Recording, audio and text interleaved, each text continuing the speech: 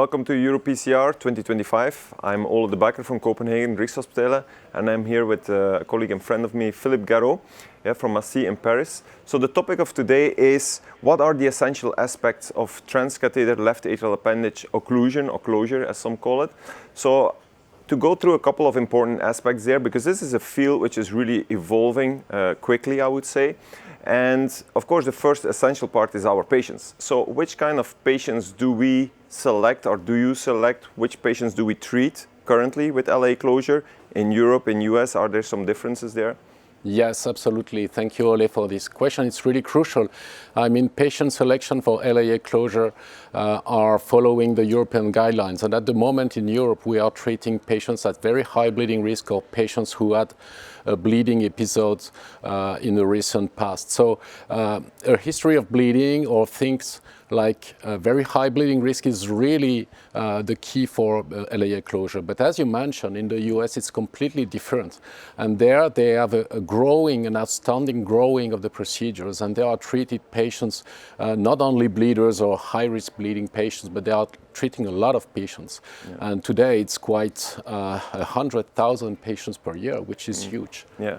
And correct me if I'm wrong, I think there's some really important trials around the corner which maybe give this field an entire new Absolutely, absolutely. Yeah. We have two ongoing trials, two pivotal trials comparing LAA closure to DOACs. And this will be really key to expand the indications of the procedure, because if LAA closure is non-inferior to DOACs, that will open new doors, and we will have a lot of new indications. Yeah, so this is kind of almost, you can say, the start of LAA closure. I think in a couple of years from now, we could be standing there as a more all-comers treatment for a lot of atrial fibrillation patients. Yes. Then coming away from the patient selection, going into the procedure. So what do you call today in 2025 a state-of-the-art LAA occlusion? That's another key point, very, very important. You probably know that we started LAA occlusion few years ago, like 15 years ago, and at the beginning, just if you have the implant in place and no complications, meaning no pericardial effusion, that was key. I mean, the procedure was done. But today, of course, we have new refinements in the procedure, and we really want a complete occlusion. So we try to reach a complete ostial occlusion of the appendage with very, very low peri-device leaks, or no peri-device leaks at best.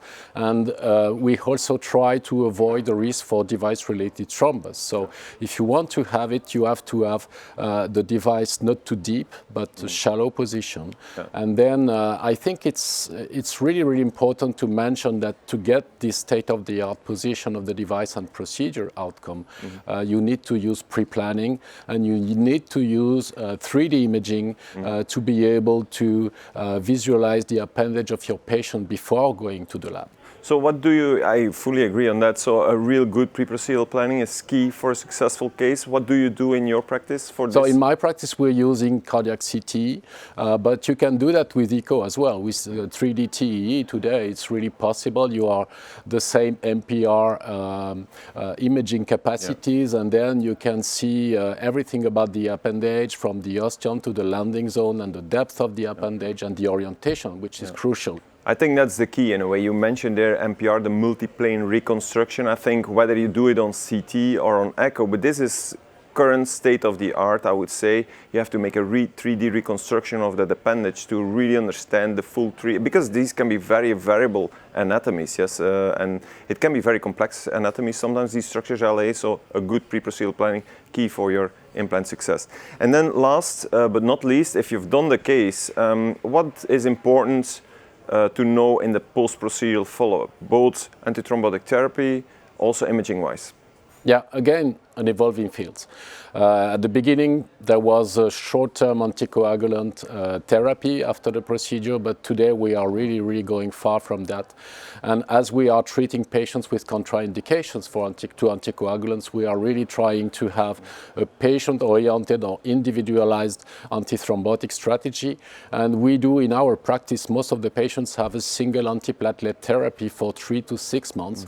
And then, if they have no indication for antiplatelet platelet treatment other than the procedure, you can stop the antithrombotic drugs. Yeah. But some of them, they may tolerate more aggressive, I would say, antithrombotic therapy, which makes sense in some patients because they are very, very high risk of thrombus. Yeah.